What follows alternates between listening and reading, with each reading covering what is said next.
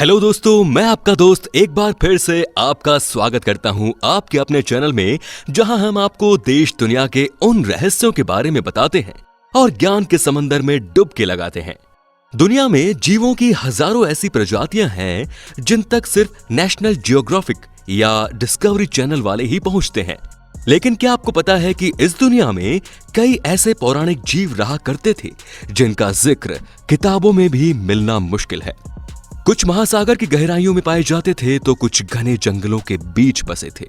लेकिन ये कोई आम जीव नहीं बल्कि इतने रहस्यमयी और विशाल थे कि आप भी इनके बारे में जानकर हैरान हो जाएंगे। तो दोस्तों, आज की वीडियो में हम बात करने वाले हैं दुनिया के कुछ ऐसे ही रहस्यमयी पौराणिक जानवरों के बारे में। तो इस वीडियो को लास्ट तक जरूर देखिए दोस्तों, क्योंकि ये बहुत ही इंटरेस्टिंग होने वाली है। दोस्तों, ऐसी ही और वीडियोस देखने के लिए सबसे पहले आप उस लाल कलर के सब्सक्राइब बटन को दबाकर बाजू वाले बेल पर क्लिक करके ऑल का ऑप्शन जरूर सिलेक्ट कर लें। चलिए अब सबसे पहले बात करते हैं वेयरवॉल्फ की। वेयरवॉल्फ एक ऐसा मैथिकल क्रिएचर है जो आधा इंसान और आधा भेड़िया होता है। ये बहुत ही ज्यादा खतरनाक होता है। कुछ पौराणिक कथाओं के मुताबिक वो दिन में इंसान बनकर घूमते हैं और रात को चांद की रोशनी में वॉल्फ यानी भेड़िया बन जाते हैं और दूसरे इंसानों या जानवरों का शिकार करते थे। ये वॉल्फ बनने के बाद भी इंसानों जैसे दो पैरों पर चलते थे।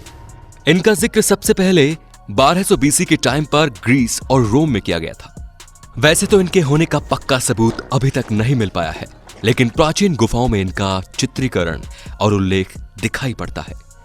क्रैकेंस। दोस्तों, जब बात किसी ऐसी चीज के बारे में की जाती है जिसके होने या ना होने पर काफी लोगों के विचार अलग अलग होते हैं। बहुत से लोग इससे सहमत होते हैं और बहुत से लोग इससे सहमत नहीं होते। क्रैकेंस की भी यही कहानी है। इसके बारे में ज्यादातर लोगों का ऐसा कहना होता है कि ये असलियत में नहीं होते, ये बस किसी ने अपने मन के अंदर ये थ्योरी बना ली है और काफी लोग इसे सच मानने लगे हैं। लेकिन पूरा सच क्या है ये किसी को भी नहीं पता। दोस्तों, फिल्मों की या कई कहानियों की माने तो क्रैकेंस एक काफी विशाल समुद्री जीव होता है जिसका साइज 10 आदमियों के साइज से भी बड़ा होता है। ये इतना बड़ा और विशाल होता है कि एक पूरे जहाज को अकेले डुबाने की क्षमता रखता है।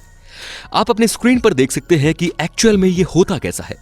कुछ लोग ये भी दावा करते हैं कि बर्मुडा ट्रायंगल जैसे समुद्र के हिस्से में क्रैकेंस रहते हैं जो वहां आए जहाजों को डुबाकर उन्हें खा जाते हैं। लेकिन ये सच है या एक कहानी, ये कोई नहीं जानता। लेकिन हाल ही में यानी कुछ महीनों पहले समंदर में साइंटिस्ट की एक टीम ने समंदर में एक ऐसे जीव का पता लगाया जिसे अब तक का सबसे बड़ा क्रिएचर बताया गया। इस जीव के बारे में साइंटिस्ट अभी तक पता लगा रहे हैं, लेकिन खास बात तो यह है कि इसके शरीर की बनावट काफी हद तक क्रैकेन से मिलती है। ये जीव क्रैकेन है या कुछ और, ये अभी भी एक रहस्य है। अब बात करते हैं ड्रैगन की। ड्रैगन एक मैथिकल क्रिएचर है जिसका जिक्र हमें कहानी किस्सों में मिलता है। विश्व भर की संस्कृतियों के साहित्य में हमें ड्रैगन का जिक्र मिलता है। अलग अलग संस्कृतियों में अलग अलग प्रकार के ड्रैगन का विवरण लिखा गया है। जैसे कि कुछ किताबों में उड़ने वाले ड्रैगन के बारे में जिक्र है तो कुछ में सांप जैसे लंबे ड्रैगन का जिक्र किया गया है। पश्चिमी संस्कृति की प्राचीन किताबों में ड्रैगन को एक आग उगलने वाले और उड़ने वाले प्राणी की तरह दर्शाया गया है जिसके 4 पैर और सींग होते हैं। कहानी किस्सों में ड्रैगन को बहुत ही खतरनाक बताया गया है जो गुफा में काफी लंबे समय तक निद्रा अवस्था में रहते थे। पूर्वी देशों जैसे कि चीन और जापान की संस्कृति में ड्रैगन का एक अलग ही रूप देखने को मिलता है। इन संस्कृतियों में ड्रैगन को मनुष्यों से भी अधिक बुद्धिमान माना गया है तथा चीन और जापान के मुताबिक ड्रैगन उड़ते नहीं थे। इन देशों के कहानी किस्सों में ड्रैगन को 4 या उससे भी ज्यादा पैरों वाला और बिना पंखों वाले प्राणी के रूप में दर्शाया जाता है।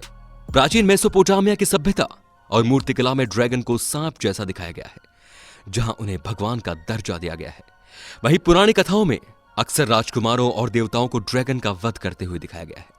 कई किताबों में उन्हें खजाने की रक्षा करते हुए भी दर्शाया गया है।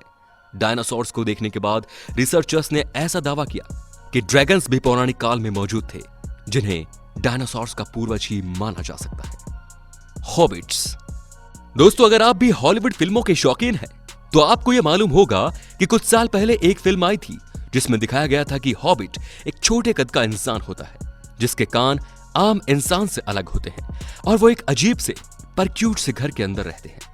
कुछ पौराणिक कथाओं की माने तो 6000 साल पहले हॉबिट्स का अस्तित्व हुआ करता था।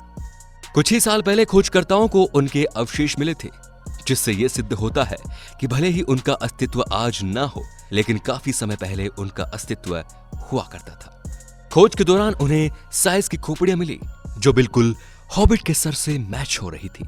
यहां तक कि उन्हें वहां छोटी छोटी हड्डियां और उंगलियां मिली जो आज से किसी भी इंसान की हड्डियों के मुकाबले छोटी थी।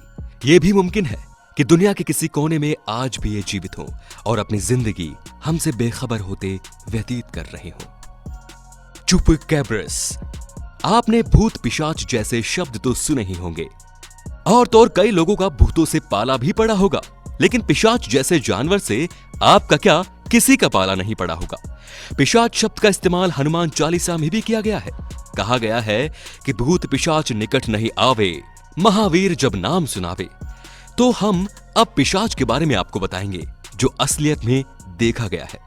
जिन लोगों ने इस जानवर को देखा है उन लोगों का दावा है कि पिशाच अपने शिकार को नुकीले दांतों से काटता है, फिर उनका खून चूस लेता है, और इन लोगों ने इस जानवर को मारने का दावा भी किया है।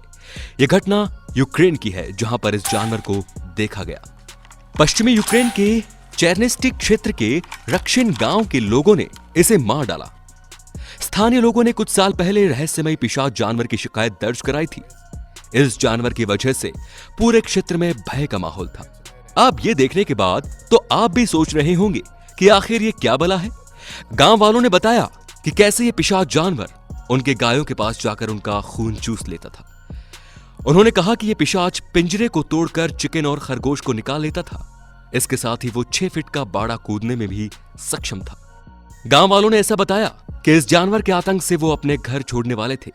रोज रोज इस चुपकैब्रा द्वारा अपने पालतू जानवरों को मरते देख लोग परेशान हो गए थे, इसीलिए मजबूरन उन्हें उसे पकड़ना पड़ा।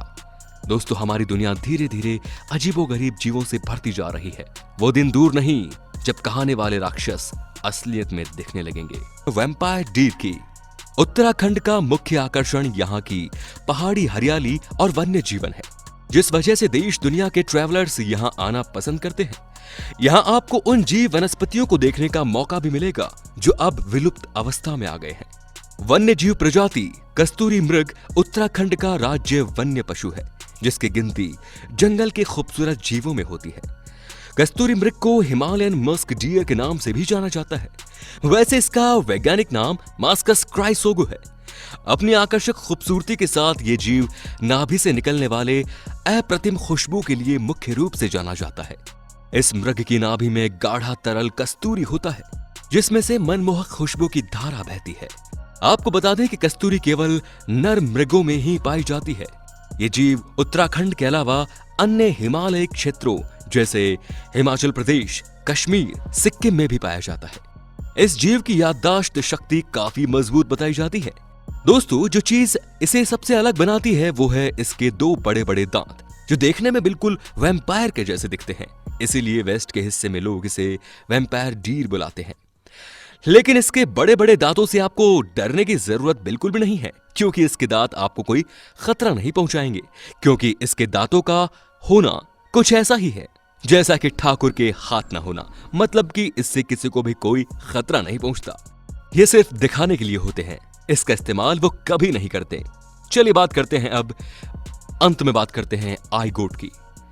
4 आंखों और 4 सींगों वाली इस बकरी को अफ्रीका के एक देश साउथ सूडान में देखा गया। स्थानीय लोगों ने इस बकरी को वहां के जंगलों में देखने का दावा किया, लेकिन उस दिन के बाद उसे आज तक नहीं देखा गया। साइंटिस्ट का मानना है कि ऐसा जेनेटिक म्यूटेशन की वजह से हो सकता है, या फिर यह भी हो सकता है कि यह कोई बकरी की प्रजातियों में से एक हो जो आज तक कभी नहीं खोजी गई। सच्चाई क्या है ये कोई नहीं जानता। तो दोस्तों, ये था आज का वीडियो। कैसा लगा कमेंट में बताइए, और अगर वीडियो पसंद आया हो तो लाइक कीजिए, चैनल को सब्सक्राइब कीजिए और बेल आइकन को जरूर दबाइए। धन्यवाद।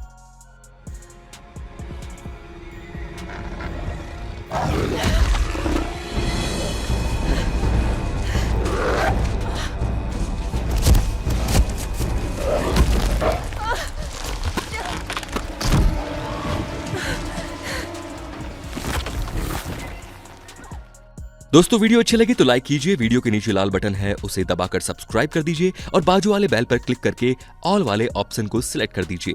प्लीज सब्सक्राइब करना बिल्कुल ना भूले। धन्यवाद।